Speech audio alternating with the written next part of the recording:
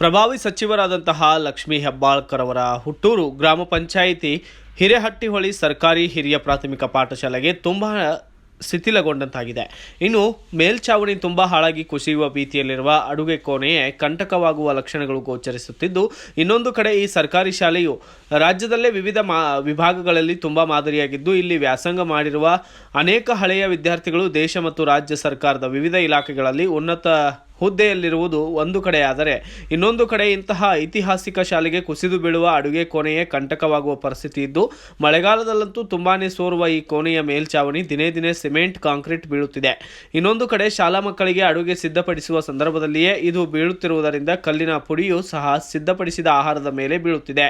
ಈ ಕಟ್ಟಡಕ್ಕೆ ಹಾಕಲಾಗಿರುವಂತಹ ಕಬ್ಬಿಣ ಸಹ ತುಂಬಾನೇ ತುಕ್ಕು ಹಿಡಿದು ಯಾವ ಸಂದರ್ಭದಲ್ಲಿಯೂ ಸಹ ಕುಸಿಯುವ ಪರಿಸ್ಥಿತಿ ಇದೆ. ಇಂತಹ ಸಂದರ್ಭದಲ್ಲಿ ಇದೇ ಶಿಥಿಲಗೊಂಡ ಅಡುಗೆ ಕೋಣೆಯಲ್ಲಿಯೇ ಕಳೆದ 5 ವರ್ಷಗಳಿಂದ ಬಿಸಿಯೂಟ ಕಾರ್ಯಕರ್ತೆಯರು ಕೆಲಸ ಮಾಡುತ್ತಿರುವುದರಿಂದ ಅಪಾಯ ಸಂಭವಿಸುವ ಪರಿಸ್ಥಿತಿ ಇದೆ. ಇಷ್ಟಾದರೂ ಸಹ ಖಾನಾಪುರ ತಾಲೂಕಿನ ಅಕ್ಷರ ದಾಸೋಹ ಆಫೀಸರ್ಸ್ ಇಲ್ಲಿಗೆ ಭೇಟಿ ಕೊಟ್ಟು ಸಮಸ್ಯೆ ಪರಿಶೀಲನೆ ಮಾಡಿ ಆದಷ್ಟು ಬೇಗ ಹೊಸ ಅಡುಗೆ ಕೋಣೆ ನಿರ್ಮಾಣ ಮಾಡುವುದಕ್ಕೆ ಮುಂದಾಗದೆ ಇರುವುದನ್ನು ನೋಡಿದರೆ ನಿರ್ಲಕ್ಷ್ಯತೆ ಇವರದ್ದು ಎತ್ತಿ ತೋರಿಸುವುದು ಅಂತಾಗಿದೆ. ಇನ್ನು ಇದಕ್ಕೆ ಸಂಬಂಧಪಟ್ಟಂತೆ ಆದ್ದರಿಂದ ನಮ್ಮ ನ್ಯೂಸ್ ಸಮೂಹದ ರಾಜ್ಯ ಉಪಸಂಪಾದಕ ಬಸವರಾಜು ಭೇಟಿ ಕೊಟ್ಟು ಸಮಗ್ರವಾಗಿ ವರದಿಯನ್ನು ತಯಾರಿಸಿ ಖಾನಾಪುರ ಎಂಎಲ್ಎ ವಿಠ್ಠಲ್ ಹಲಗೇಕರ್ ಹಾಗೂ ಬೆಳಗಾವಿ ಜಿಲ್ಲೆಯ ಅಕ್ಷರ ದಾಸೋಹ ಯೋಜನೆಯ ಕಾರ್ಯನಿರ್ವಾಹಕ ಅಧಿಕಾರಿಗಳಾದಂತಹ ಲಕ್ಷ್ಮಣರಾವ್ ಯಕ್ಕುಂಡಿ ಅವರ ಗಮನಕ್ಕೆ ತೆಗೆದುಕೊಂಡು ಬೆಳಕು ಚೆಲ್ಲುವ ಕೆಲಸವನ್ನ ಮಾಡಿದ್ದಾರೆ. ಬಸವರಾಜ್ ಮಾತಾಡ್ತಾ ಇದ್ದೀನಿ, ಪತ್ರಕರ್ತರು.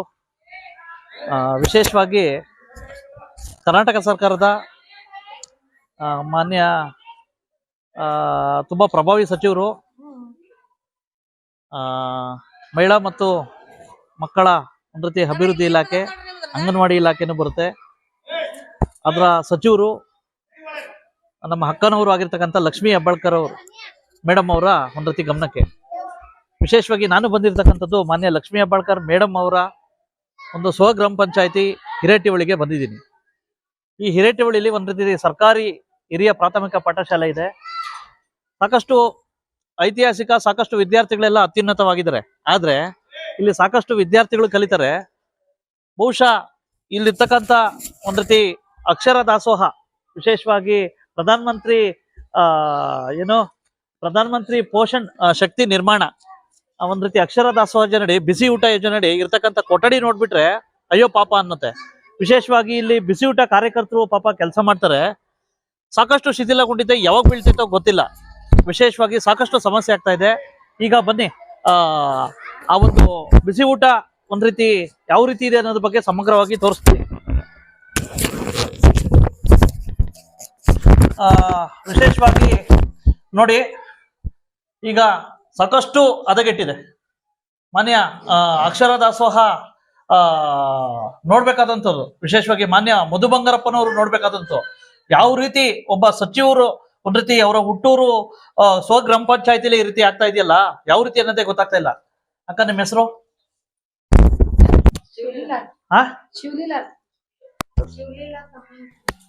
ನಿಮ್ಮ ಹೆಸರಕ್ಕ? ಶಿವಲೀಲಾ ತಮ್ಮನ ಗೋನೇರ್. ಯಾವ ಊರಕ್ಕ? ನಮ್ದು ಹಿರೇಹಟ್ಟಿಹೊಳಿ. ಹಿರೇಹಟ್ಟಿಹೊಳಿ. ಹೇಳ್ರಕ್ಕ, ಇದು ಎಷ್ಟು ದಿನದಿಂದ ಕೆಲಸ ಮಾಡ್ತಾ ಇದ್ದೀರಾ ಇಲ್ಲಿ? 21 ವರ್ಷ. 21 ವರ್ಷ. ಇದೇ ರೀತಿ ಶಿಥಿಲಗೊಂಡಿದೆ? ಯಾವಾಗಿದೆ? ಅಲ್ಲ, ಸಾಕಷ್ಟು ಯಾವಾಗ ಬೀಳ್ತೈತೆ ಗೊತ್ತಿಲ್ಲ, ಇಲ್ಲೇ ಕೆಲಸ ಮಾಡ್ತಾ ಇದ್ದೀರಾ? ಇದನ್ನಿಲ್ಲ ಅಲ್ರಿ, ಅದಕ್ಕೆ. ಹೌದಾ? ಎಲ್ಲ ಏನಾದ್ರು ಬಿದ್ರೆ ಯಾರ ಜವಾಬ್ದಾರಿ? ನಾ ಬೀಳುದಿಲ್ರಿ, ಅದ್ರ ಸಂಬಂಧ. ಹೌದಾ? ಹ್ಞೂನ್ರಿ, ಮಾಡತ್ತಾರ. ಹೊಸದಾದ್ರೆ ಒಳ್ಳೇದು. ಹ್ಞೂನ್ರಿ. ಹುಡುಗರೆಲ್ಲ ಬರ್ತಾ ಇರ್ತಾರೆ ಇಲ್ಲಿಗೆ ಯಾವಾಗ? ಇಲ್ರಿ, ನಮ್ಮ ಅಡಿಗೆ ಮನ್ಯಾಗ ಓದನ ಇಲ್ರಿ ನಾವು. ಹೌದಾ?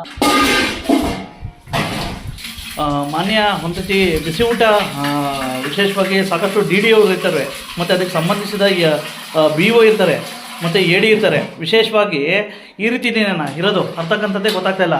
ಇದು ಮಾನ್ಯ ಲಕ್ಷ್ಮೀ ಹೆಬ್ಬಾಳ್ಕರ್ ಮೇಡಮ್ ಅವರ ಒಂದು ರೀತಿ ಸ್ವಕ್ಷೇತ್ರ, ಒಂದು ರೀತಿ ಸ್ವಗ್ರಾಮ ಪಂಚಾಯತಿ. ವಿಶೇಷವಾಗಿ ಸಾಕಷ್ಟು ಪ್ರಭಾವಿ ಸಚಿವರು ಮತ್ತು ಖಾನಾಪುರ ಕ್ಷೇತ್ರದ ವಿಧಾನಸಭಾ ಕ್ಷೇತ್ರಕ್ಕೆ ಬರುತ್ತೆ, ಕೊನೆ ಗಡಿ ಒಂದು ರೀತಿ ಗ್ರಾಮ ಪಂಚಾಯತಿ. ಈ ರೀತಿ ಆಗ್ಬಿಟ್ರೆ ಯಾವ ರೀತಿ, ಏನಾದ್ರು ಮಕ್ಕಳುಗಳು ಬಂದರೆ ಯಾವ ರೀತಿ, ಏನಾದ್ರು ಕುಸಿದು ಬಿದ್ದರೆ ಅನ್ನೋದೇ ಗೊತ್ತಾಗ್ತಾ ಇಲ್ಲ. ಮೊದಲೇ ಬಿಸಿ ಊಟ ಕಾರ್ಯಕರ್ತರಿಗೆ ಅಗತ್ಯ ಒಂದು ರೀತಿ ಅವ್ರಿಗೇನು ಕೊಡಲ್ಲ. ಇಂಥ ಸಂದರ್ಭದಲ್ಲಿ ಅಟ್ಲೀಸ್ಟ್ ಶಿಥಿಲಗೊಂಡಿರ್ತಕ್ಕಂಥ ಸುರಕ್ಷತಾ ಒಂದು ರೀತಿ ಕಟ್ಟಡ ಕೊಟ್ಟರೆ ಒಳ್ಳೇದು ಅಂತಕ್ಕಂಥದ್ದು ನನ್ನ ವಿಶೇಷವಾಗಿ ಮಾನ್ಯ DC ಅವರು ದಯವಿಟ್ಟು ನೋಡ್ಬೇಕಾದಂಥ ಪರಿಸ್ಥಿತಿ ನೋಡಿ. ಯಾವ ರೀತಿ ಇದೆ ಅನ್ನೋದೇ ಗೊತ್ತಾಗ್ತಾ ಇಲ್ಲ. ನೋಡಿ ಮಾನ್ಯ DC ಸಾಹೇಬ್ರೆ, ಈ ರೀತಿ ಸಾಕಷ್ಟು ಶಿಥಿಲಗೊಂಡಿದೆ, ಯಾವಾಗ ಬೀಳ್ತೈತೋ ಗೊತ್ತಿಲ್ಲ, ಮೊದ್ಲೇ ನದಿ ದಡದಲ್ಲಿದೆ, ಈ ರೀತಿ ಆಗ್ಬಿಟ್ರೆ ಯಾವ ರೀತಿ ಅನ್ನೋದೇ ಗೊತ್ತಾಗ್ತಾ ಇಲ್ಲ. ವಿಶೇಷವಾಗಿ ನಾನ್ ಕೇಳೋದೇನಪ್ಪಾ ಅಂತಂದ್ರೆ, ಸಾಕಷ್ಟು ಅಕ್ಷರ ದಾಸೋಹ ಒಂದ್ ರೀತಿ ಪ್ರಧಾನ ಮಂತ್ರಿ ಪೋಷಣ್ ಯೋಜನೆ ಅಡಿ ಸಾಕಷ್ಟು ಕೆಲಸ ಇದು ಕೊಡ್ತೀರಾ, ಕೊಠಡಿಗಳು ಕೊಡ್ತೀರಾ, ಆದ್ರೆ ಇಲ್ಲಿ ಯಾಕೆ ಅನ್ನೋದೇ ಗೊತ್ತಾಗ್ತಾ ಇಲ್ಲ. ದಯವಿಟ್ಟು ಇನ್ಮೇಲಾದ್ರೂ ಸಹ ಆ ಒಂದು ಬಿಸಿ ಊಟ ತಯಾರು ಮಾಡ್ತಕ್ಕಂಥ ಕೊಠಡಿ ಸಾಕಷ್ಟು ಶಿಥಿಲಗೊಂಡಿದೆ. ಅದು ಇರ್ತಕ್ಕಂಥದ್ದು ಮಾನ್ಯ ಒಂದ್ ರೀತಿ ಸಚಿವರ ಮಾನ್ಯ ಹೆಬ್ಬಾಳ್ಕರ್ ಮೇಡಮ್ ಸಚಿವರ ಒಂದ್ ರೀತಿ ಸ್ಥಳ, ವಿಶೇಷವಾಗಿ ಅವರದ ಒಂದು ಗ್ರಾಮ ಪಂಚಾಯತಿ ಸ್ಥಳ. ಇಲ್ಲೇ ಈ ರೀತಿ ಆಗ್ಬಿಟ್ರೆ ಇನ್ನ ಬೇರೆ ಕಡೆ ಯಾವ ರೀತಿ ಅನ್ನೋದೇ ಗೊತ್ತಾಗ್ತಾ ಇಲ್ಲ. ಇಲ್ಲಿರ್ತಕ್ಕಂಥ ಬಿಸಿ ಊಟ ಸಿದ್ಧಪಡಿಸ್ತಕ್ಕಂಥ ಅಧಿಕಾರಿಗಳು ಏನ್ ಮಾಡ್ತಾವ್ರೆ? ಹೇಳಿ ಅವ್ರೆ, ಏನ್ರಿ ಏನ್ ಮಾಡ್ತಾ ಇದ್ದೀರಾ ನೀವು? ಹೇಳಿ ಅವ್ರೆ, ಅಕ್ಷರ ದಾಸೋಹ ಯೋಜನೆ ಹೇಳಿ ಅವ್ರೆ, ಏನ್ ಮಾಡ್ತಾ ಇದ್ದೀರಾ ನೀವು? ಆಯ್ತಾ, ಇಂತ ನೋಡಿ ಸಾಕಷ್ಟು ಶಿಥಿಲಗೊಂಡಿದೆ. ಏನಾದ್ರು ಬಿದ್ರೆ ಆ ಬಿಸಿ ಊಟ ಕಾರ್ಯಕರ್ತರ ಪರಿಸ್ಥಿತಿ ಏನು? ಮಕ್ಳುಗಳು ಒಂದ್ ವೇಳೆ ಬಂದ್ರೆ ಅವ್ರಿಗೇನಾದ್ರು ಅನಾಹುತ ಆದ್ರೆ ಯಾರು ಜವಾಬ್ದಾರಿ? ದಯವಿಟ್ಟು ಆ ಎಡಿ ಅವ್ರಿಗೆ ಬುದ್ಧಿ ಹೇಳ್ಬೇಕು. ಇಂಥವನ್ನೆಲ್ಲ ವರದಿ ಸಲ್ಲಿಸಿ ದಯವಿಟ್ಟು ಇಲ್ಲ ಸ್ಥಳಾಂತರ ಮಾಡಕ್ ಆಗಲ್ವಾ? ಅಡಿಗೆ ಮನೆ ಬಿಸಿ ಊಟದ ಹೊಸ ಬಿಲ್ಡಿಂಗ್ ಇಲ್ಲ, ಇನ್ನ ಆಗಿಲ್ಲ ಸರ್, ಶಾಂಕ್ಷನ್ ಮಾಡಿ ಕೊಡ್ತು ಅಂದಾರ್ರೆ. ಒಂದು ವರದಿ ಮಾಡ್ಲಿಕ್ಕೆ ಬಂದಿದ್ದೆ ಇಲ್ಲಿ ತಮ್ಮ ವ್ಯಾಪ್ತಿಲಿ ಬರ್ತಕ್ಕಂಥ ಖಾನಾಪುರ್ ಹಿರೇಟಿಹಳ್ಳಿ ಇದಕ್ಕೆ. ಓ ಬಸವರಾಜ. ಹಾ ಸರ್, ಹಾ ಹೇಳಿ. ಅಲ್ಲಿ ಹಿರೇಟಿಹಳ್ಳಿ ಸರ್ಕಾರಿ ಶಾಲೆಗೆ ಹಾ ಒಂದು 4 ವರ್ಷದಿಂದ ಅದು ಸರ್ಕಾರಿ ಶಾಲೆಗೆ ಇರ್ತಕ್ಕಂಥ ಒಂದು ಅಡುಗೆ ಕೋಣೆ ದಿನೇ ದಿನೇ ಕುಸಿತಾ ಇದೆ. ಸಾಕಷ್ಟು ಫುಲ್ ಮೇಲ್ಛಾವಣಿನೇ ಕುಸಿತಾ ಇದೆ ಸರ್. ಹಾ ಹಾ ಸರ್. ಅಲ್ಲೇ ಅಡುಗೆ ಎಲ್ಲ ಸಿದ್ಧಪಡಿಸ್ತಾರೆ, ಮತ್ತೆ ಜೊತೆಗೆ ಕಬ್ಬಣನೂ ಕುಸಿತಾ ಐತೆ. ಯಾವಾಗಾದ್ರೂ ಅಪಾಯ ಸಂಭವಿಸ್ಬೋದು. ಹೌದು ಸರ್. ಈಗ ಪಾಪ ಅವ್ರು ಕೇಳಿದ್ರೆ ಅನುದಾನ ಬರ್ತೈತೆ ಸರ್, ಹೊಸ ಕಟ್ತೀವಿ ಅಂತ ಪಾಪ ಶಾಲಾ ಶಿಕ್ಷಕರು ಅವರೆಲ್ಲ ಹೇಳ್ತಾ ಇದಾರೆ ಬಿಡಿ ಪಾಪ. ಅದನ್ನ ನೋಡಿ ಈ ರೀತಿ ಆಗ್ಬಿಟ್ರೆ ಹೆಂಗ್ ಹೇಳಿ? ಯಾವ್ದಾದ್ರು ಅಪಾಯ ಗಿಪಾಯ ಸಂಭವ ಮಾಡಿದ್ರೆ ಫುಲ್ ಕುಸ್ತಿದೆ. ಬಸವರಾಜ್, ಈಗ ಹಿಂದೆ ಈ ಗ್ರಾಮ ಪಂಚಾಯತಿಯಲ್ಲಿ ನರೇಗಾದಲ್ಲಿ ಮಾಡಬೇಕು ಅಂತ ತಿಳ್ಕೊಂಬಿಟ್ಟು ಸರ್ಕಾರ ಪ್ರಸ್ತಾವ ಕಳಿಸಿದೀವಿ. ಓಕೆ, ಬಹುತೇಕ ಈ ಸರಿ ಅದನ್ನ ಸರ್ಕಾರದಿಂದನೂ ಪತ್ರ ಬಂದಿದೆ. ಈ ಸಲ ಈಗ ಆಕ್ಷನ್ ಪ್ಲಾನ್ 24, 25, 26ನೇ ಸಾಲ ಆಕ್ಷನ್ ಪ್ಲಾನ್ ಎಲ್ಲ ಸೇರಿಸ್ಕೊಂಡಿದ್ದಾರೆ. ಅದು ಸೇರಿಸಿದ್ದಾರೆ. ಬಹುತೇಕ ಈ ಸರಿ ಕನ್ಸ್ಟ್ರಕ್ಷನ್ಸ್ ಮಾಡ್ಲಿಕ್ಕೆ ಗ್ರಾಮ ಪಂಚಾಯತಿ ಮನಸ್ಸು ಮಾಡಿದ್ರೆ ಖಂಡಿತ ನಾಳೆ ಮಾಡ್ಬೋದು ಅವರು. ಅದೇ ಸರ್, ಈಗ ಏನಾರು ಅಪಾಯ ಸಂಭವಿಸ್ತಾರೆ ನೋಡಿ, ಬಿಸಿ ಊಟ ಕಾರ್ಯಕರ್ತರಿಗೂ ಹೊಣೆ, ಮಕ್ಳುಗಳು ಒಳಗಡೆ ಹೋಗ್ತಾ ಇರ್ತಾರೆ ಅವ್ರಿಗೂ ಹೊಣೆ ಅಲ್ವಾ ಸರ್? ಹಾಗಾಗಿ ಇದಕ್ಕೆ ಏನಾರು ಇಲ್ಲ ಶಿಫ್ಟ್ ಮಾಡಿಸ್ತಿರೋ ಅಥವಾ ಏನಾರು ನೋಡಿ ಸರ್. ನೋಡ್ತೀನಿ, ನಾನು ಹೇಳ್ತೀನಿ ನಮ್ಮ ಅಸಿಸ್ಟೆಂಟ್ ಡೈರೆಕ್ಟರ್ಗೆ ಹೇಳ್ಬಿಟ್ಟು. ನಾನು ಸರ್, ಆ ಎಡಿ ಅವರಂತೂ ಫೋನೇ ಎತ್ತಲ್ಲ ಬಿಡಿ ಸರ್. ಅವ್ರು ಏನು ಸರ್, ಅವರು ತುಂಬಾ ಅವ್ರು ಇಂಥವ್ರಿಗೂ ಏನೂ ಗೊತ್ತೇ ಇಲ್ಲ ಅಂತ ಇದು ಮಾಡ್ತಾವ್ರೆ. ಅವ್ರ ನಂಬರ್ ಆದ್ರೆ ಹೇಳಿ ಸರ್ ಅವ್ರದ್ದು. ಹೇಳ್ತೀನಿ, ಹೇಳಿ ಸರ್. ಬಸವರಾಜ್, ಗೊತ್ತಾಗ್ಲಿಲ್ಲ ನಂಗೆ ನಂದು. ನಿಮ್ಮ ನಂಬರ್ ಗೊತ್ತು ಸರ್ ನನಗೆ, ನಮ್ಮ ಎಕ್ಕುಂಡಿ ಸಾಹೇಬ್ರು. ಹಾಂ ಬಸವರಾಜ್, ನಮ್ಮ ಗುರುಗಳು ಸರ್. ನಿಮ್ಮ ನಂಬರ್ ಇದೆ ನನ್ನ ಹತ್ರ. ಆ ನಂಬರ್ ಇತ್ತು, ತಿರ್ಗಿ ಈ ನಂಬರ್ ಕಾಲ್ ಮಾಡಿದೆ. ಹಾಗಾಗಿ ಬಸವರಾಜ್, ನಾನು ನಮ್ಮ ಕಿತ್ತೂರು ಅಂತಿದ್ದಾನೆ, ಅವ್ನಿಗೆ ಹೇಳ್ತೀನಿ ಬಿಡಿ ನಾನು. ಹಾಂ ಸರ್, ಹಾಂ ಸರ್. ಇಲ್ಲಿ ಹಿರೇಟಿಹಳ್ಳಿಗೆ ಬಂದಿದೆ ಆ ಕಡೆ. ಮತ್ತೆ ಅಲ್ಲೇ ಹಂದಿ ಬಡನಾಥ್ ಹೋಗಿ ಚಲೋ ಮಾತಾಡಿದ್ರೆ ಇದು ಬಾತ್ಮಿ ಸರ್. ಹಿರೇಟಿಹಳ್ಳಿಗೆ ಬಂದಿದೆ ಈಗ.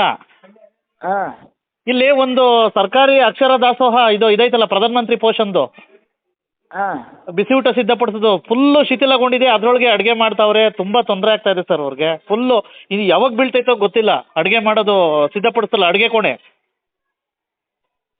ಸ್ಕೂಲ್ ಅಡುಗೆ ಕೋಣೆ? ಹಾಂ, ಸ್ಕೂಲ್ ಅಡುಗೆ ಕೋಣೆ. ಯಾವ್ದು ಗೊತ್ತಾ? ನೀವು ಲಾಸ್ಟ್ ಟೈಮ್ ನೀವು ಈ ಗಂಜಿ ಕೇಂದ್ರ ಮಾಡಿದ್ರಲ್ಲ, ಅವಾಗ ಪರಿಹಾರ ವಿಕೋಪ ಬಂದಿತ್ತಲ್ಲ, ಅವಾಗೆಲ್ಲ ನೀವು ಪರಿಹಾರ ಕೊಡಕ್ಕೆ ಬಂದಿದ್ರಲ್ಲ ಅದೇ ಶಾಲೆಯಲ್ಲಿ.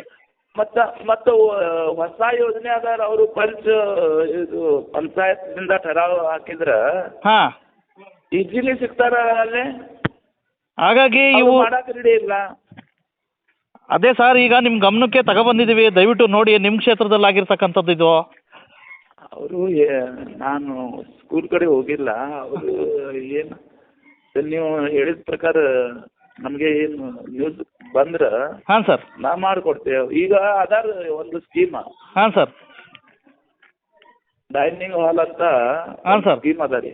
ಹಾಂ ಸರ್, 14 ಲಕ್ಷ ಮಟ್ಟ ಸಿಗ್ತಾ ಇದೆ ಎಲ್ಲರಿಗೂ.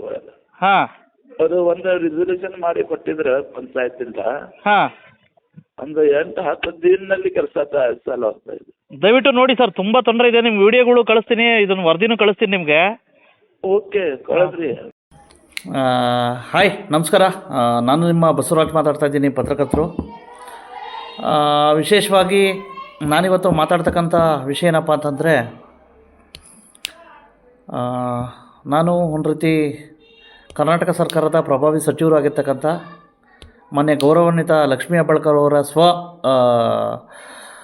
ಗ್ರಾಮ ಪಂಚಾಯತಿ ಹಿರಿಯಟ್ಟೊಳಗೆ ಭೇಟಿ ಕೊಟ್ಟಿದ್ದೆ. ಸರ್ಕಾರಿ ಒಂದು ರೀತಿ ಹಿರಿಯ ಒಂದು ರೀತಿ ಶಾಲೆ ತುಂಬ ಐತಿಹಾಸಿಕವಾಗಿದೆ. ಸಾಕಷ್ಟು ಅಧಿಕಾರಿಗಳು ಹೋಗಿದ್ದಾರಲ್ಲಿ, ವಿದ್ಯಾರ್ಥಿಗಳು, ಸಂತೋಷ. ಆದರೆ ಅಂತಹ ಒಂದು ರೀತಿ ಐತಿಹಾಸಿಕ ಸರ್ಕಾರಿ ಶಾಲೆಗೆ ಅಲ್ಲಿರ್ತಕ್ಕಂಥ ಮಕ್ಕಳುಗಳಿಗೆ ಸಿದ್ಧಪಡಿಸ್ತಕ್ಕಂಥ ಆಹಾರವನ್ನು ಸಿದ್ಧಪಡಿಸ್ತಕ್ಕಂಥ ಒಂದು ರೀತಿ ಬಿಸಿ ಊಟ ಸಿದ್ಧಪಡಿಸ್ತಕ್ಕಂಥ ಒಂದು ಆಹಾರ ಕೋಣೆ, ಅಡುಗೆ ಕೋಣೆಯೇ ಸಾಕಷ್ಟು ಶಿಥಿಲಗೊಂಡಿದೆ. ಇದರಿಂದ ಎಲ್ಲ ಒಂದು ಕಡೆ ಸಾಕಷ್ಟು ಸಮಸ್ಯೆ ಆಗಿದೆ. ನಾನು ಕೇಳಿದೆ ಯಾವಾಗಿಂತ ಇದೆ ಅಂತ ಹೇಳ್ಬಿಟ್ಟು, ಸುಮಾರು ಒಂದು 4 ರಿಂದ 5 ವರ್ಷಗಳಿಂದ ಈ ರೀತಿ ಸಮಸ್ಯೆ ಇದೆ ಅಂತ ಹೇಳ್ತಾರೆ. ವಿಶೇಷವಾಗಿ ನಾನು ನೇರವಾಗಿ ಕೇಳ್ತಕ್ಕಂಥದ್ದು ಖಾನಾಪುರ ಎಡಿಗೆ ಕೇಳ್ತೀನಿ. ಖಾನಾಪುರ ಎಡಿ ಅವ್ರೇನು ಸರಿಯಾಗಿ ರೆಸ್ಪಾನ್ಸು ಮಾಡ್ತಾಯಿಲ್ಲ. ಖಾನಾಪುರ ಎಡಿ ಅವರು ಬಹುಶಃ ಅವರು ಬಂದಮೇಲೆ ಎಲ್ಲೆಲ್ಲಿ ವಿಸಿಟ್ ಮಾಡಿದ್ರೋ ಗೊತ್ತಿಲ್ಲ. ಈ ಸಾಕಷ್ಟು ಶಿಥಿಲಗೊಂಡಿದ್ದಾವೆ. ಇಂಥ ಸಂದರ್ಭದಲ್ಲಿ ಖಾನಾಪುರ ಎಡಿ ಸಾಹೇಬ್ರೆ, ತಾವು ಏನು ಮಾಡ್ತಾಯಿದ್ದೀರಾ? ಆಯಿತಾ, ದಯವಿಟ್ಟು ಅಲ್ಲಿರ್ತಕ್ಕಂಥ ಒಂದು ರೀತಿ ಅಡುಗೆ ಕೋಣೆಗೆ ಇಲ್ಲಿ ತೊಂದರೆ ಆದರೆ ನೇರ ಹೊಣೆ ನೀವೇ. ದಯವಿಟ್ಟು ಅದನ್ನು ಶಿಫ್ಟ್ ಮಾಡಿಸಿ, ಇಲ್ಲಾಂದರೆ ಆದಷ್ಟು ಬೇಗ ಹೊಸದು ಕಟ್ಟಿಸಿ ಅಂತ ಹೇಳ್ಬಿಟ್ಟು ಈ ವರದಿನ ಬೆಳಕು ಚೆಲ್ತಾ ಇದ್ದೀನಿ. ನಮಸ್ಕಾರ. Thank you Basavaraj.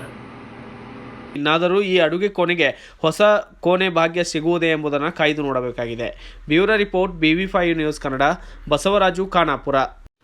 Thanks for watching. Read, discuss and debate with editor Dr. Yan Prashant Rao. Wanted reporters in print, digital and visual media for Bharat Vaibhav Daily Newspaper, BV News 5 Channel and BV Fast Web News from all the talukas of Karnataka, Goa and Maharashtra. If interested, send your resume to 9019229369.